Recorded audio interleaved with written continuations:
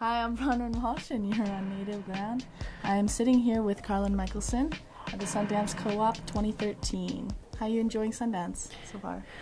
Sundance has been, I think, beyond any expectations I could have possibly had, though we were working so hard to get the film ready for Sundance that I didn't have too much time for expectations in the first place.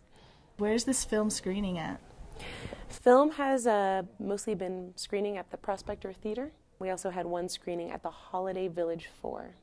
We've been lucky to have an idea of how the audience would receive the film, only because it was based on a play that started in 1999 on the Lower East Side of Manhattan, an organization called Collective Unconscious, nonprofit artist organization. Exploded from there, went to the Fringe Festival, toured the world, won multiple Drama Desk awards. The theater piece got a lot of really incredible feedback and audience appreciation. So, we were hoping that in translating that piece to the screen, we would be able to share that with a bigger, broader audience. And the feedback's been tremendous. Could you tell us a little bit about your film? Charlie Victor Romeo. Yeah. And where'd you get the title? It's such a unique title. It's the phonetic words for CVR, cockpit voice recorder, which is just another name for the black box in the airplane. So that's where the title Charlie Victor Romeo comes from. We depict 6 aviation emergencies. They are reenactments of the exact transcripts from the black box of major airplane emergencies, shot in stereoscopic 3D. And what made you choose the 3D technology? We had to think really hard about take a Drama Desk award-winning theatrical production and how to bring that to the screen. And we really wanted to make sure we weren't going to lose what was so powerful in the theater, which was this experience of claustrophobia. You're in a small theater. You're watching people fighting for their lives and the lives of their passengers. It is a feeling of terror and claustrophobia that's really hard to describe. The way to describe it would be to say that it's how you might feel if you were trapped on an airplane that was going through that kind of emergency. We wanted to make sure we weren't going to lose that experience. There's also something about Charlie Victor Romeo which most people don't expect. When you think about airplane emergencies in the media, everything's about explosions and crashes, scenes of people. Spectacle. Right, the spectacle, of course. And Charlie Victor Romeo has nothing to do with spectacle and everything to do with the humanity. Everything to do with what goes on when something goes terribly wrong on the flight deck and how these professionals behave under the most dire of circumstances, doing everything in their power to get that plane on the ground. And so the humanity of that experience we felt would be best translated in 3D, but not just 3D, because we have to talk a little bit about what 3D is or how it's usually used. 3D is often a medium where you have objects coming out at you. It's this wow medium, right? Look at me, I have weird, crazy objects coming at you. That's not how we use 3D. We wanted to create a situation in which you almost felt like you had your hands pressed up against the plane of the window pane, right? Yeah. Or perhaps you're peeking in the door of the cockpit. That feeling like you're right next to that pilot, to that co-pilot, to that flight engineer. You're in the cockpit too. So instead of something wowing you by coming out at you, instead it draws you in. It makes you want to lean in closer and closer, that feeling of intimacy and immediacy that we felt only 3D could bring to the project. Could you tell us how you came up with the idea? You wanted to do this film, you wanted to get the transcripts. What was that like for you? There are 3 creators of the original play. Bob Berger, who was my co-director, Pat Daniels, who was a producer on the film, one of the original creators and one of our extraordinary performers, and Irving Gregory, who also performed in the film. What happened briefly is that Bob and Irving were in a bookstore one day, found a book that had transcripts from the black box recordings. Now, in the United States, you're never going to hear a black box recording. It's illegal. Legally, they can't release that audio. What happens is organizations like the NTSB and other organizations whose job it is to study airplane emergencies, to take a look at why things went wrong, they publish those transcripts as part of the appendix of their reports, which can sometimes be thousands of pages long. Bob and Irving found a book of these transcripts and said, you know what? this would make an amazing play. And so they partnered with Patrick, and the three of them created Charlie, Victor, Romeo. So that's how the idea originated. When the play exploded and traveled the world for years, they got approached by film executives who wanted to take their idea and bring it to the screen. There's a responsibility to working on this project. We are depicting situations in which more than 800 people have lost their lives. It's a very serious concept. Real people died, and we all, as being part of this project, have a responsibility to stay true to what happened to those people, to be forensically accurate, to keep the purity of the idea. And the great fear is that someone who wasn't a part of this production would take the idea and turn it into something that it wasn't. And that just wasn't okay with Pat, Irving, and Bob.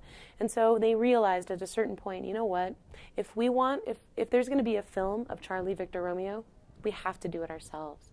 And that's where I came in. I was the filmmaker who was lucky enough to partner with these artists to help take their concept and bring it to a new medium, to bring it to film. Where did you find your actors? We got our dream team of performers together. Everybody who performed in Charlie, Victor, Romeo, the film, has been part of the project for a very long time. Essentially, we brought the whole family together to make this possible. And I'm glad you brought up the live component, because just as 3D is merely a tool to bring you closer to the humanity of what happens in the cockpit, shooting this film live, creating a situation in which our actors are forced to do these things in real time with an audience watching is a way of helping create the anxiety and immediacy of what happens when you're in crisis and you have to deal with it in real time. How long did it take to work on the film? One of our producers, Katerina Bartha, jokes that we should apply to the Guinness Book of World Records for the fastest 3D film ever created. Really? Because we started in May. Yeah. And we applied to Sundance in September. We shot the film in 3 days. That is...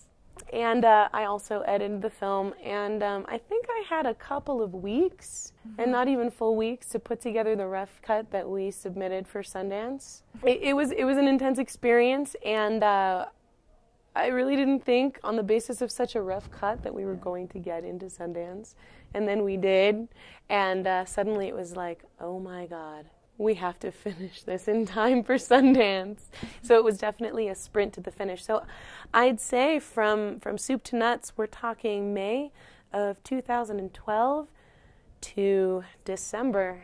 Pre-production, production, and post-production. It was edited in just under 6 weeks. Wow, and how are you feeling about it now? I think part of being an artist is never being satisfied. I'm not sure I would ever come to a point where I didn't see something I'd like to work on. What's important, what we needed to accomplish in putting the film together, that is there.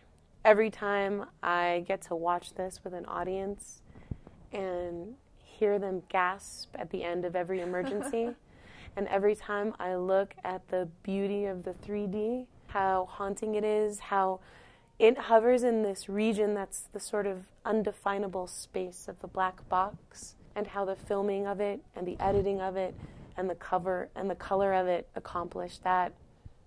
How can I not be proud of that? How about distribution-wise? How can our audience see the film?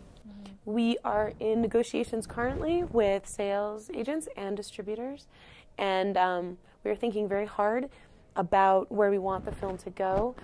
I mean, truthfully, obviously we want the largest theatrical distribution possible. Yeah. I know it was great that you got to see it in a more intimate environment on the home screen, but I can tell you that in a theater with incredible surround sound, there is nothing like it. The home theater experience does not emulate that. And also, of course, we just want to be able to share the grandeur of that experience with as many people as possible. But we are in talks, we are in negotiations. We are so overwhelmed by the positive reviews that we have gotten for our film already. And we feel like it's going to have a long and wonderful life outside of Sundance. Yeah. And you may or may not know that during our premiere screening, unfortunately, we had to screen that in 2D instead of 3D. We had it. There was an equipment malfunction, It was just, you know what? Things malfunction in airplanes, things malfunction in projectors. It's all a part of the same thing in life. But the reaction that we got from that sold-out audience to our film, even in 2D, really shows that it's not about the 3D, it's about the stories. And so we know that it can have a very strong 2D life as well as a very strong 3D life. Are you working on anything for the future? I have a co-producer back in New York, and we work very closely together, and we're currently partnering with a television production company to do a couple of hour-long documentary television specials that I cannot talk about yet because we haven't put ink to paper.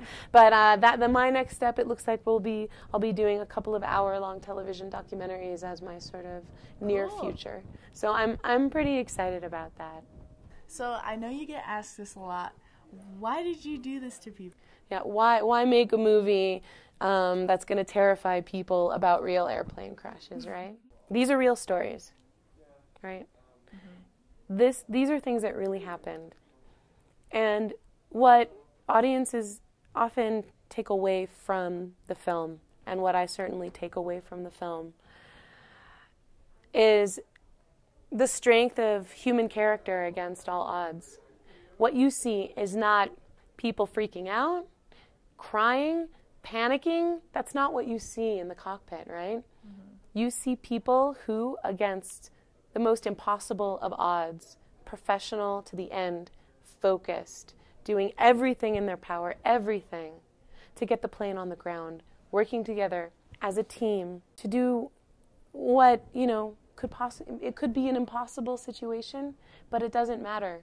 They don't stop fighting for their lives and their passengers' lives. And there's a heroicism to that doesn't exist in a lot of media about airplane emergencies.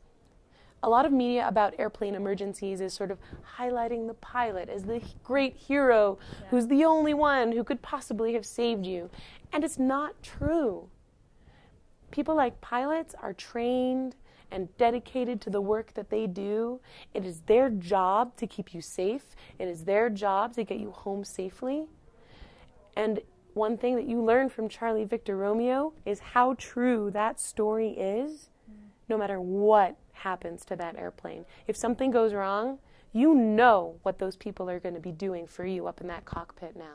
Right. You know the kind of struggles that they're going to go through and how it doesn't matter how tough it is. It doesn't matter how scary it is. They're not going to panic. They're going to do everything that their training has taught them to do to get that plane on the ground. And another thing that's important to know is that these emergencies were created from these documents that studied forensically what happened to these planes. And so the kinds of things that you see on Charlie Victor Romeo, these things aren't going to happen again because a lot of really smart people who care about keeping you safe studied everything that happened to make sure that it won't happen again. And these days, when things go wrong in the air, it's not the airplane. You're only going to find user error these days. You're not going to just have some part of the plane suddenly malfunction because as time has progressed, all these studies have been done for aviation safety. There's another thing that's happening for me as a filmmaker and a storyteller in this project, which is crisis reveals character. There is nothing more human than watching this kind of struggle and crisis happening before you in such an intimate way. And it doesn't have to be on an airplane. Why do we want to see war movies, right? What is it that we get from watching, our brothers and sisters in this world go through this kind of crisis? How it reveals character, how it reveals the core of what makes us human. And I think that's something that Charlie Victor Romeo does too, because it's not about explosions, but about the people who keep us safe, that it just connects us to that humanity through crisis so much more. I'm Carlin Michelson, one of the directors of Charlie Victor Romeo, and we're on native ground. All we say to America is be true to what you said on paper. Maybe I could understand the denial of certain basic First Amendment privileges because they have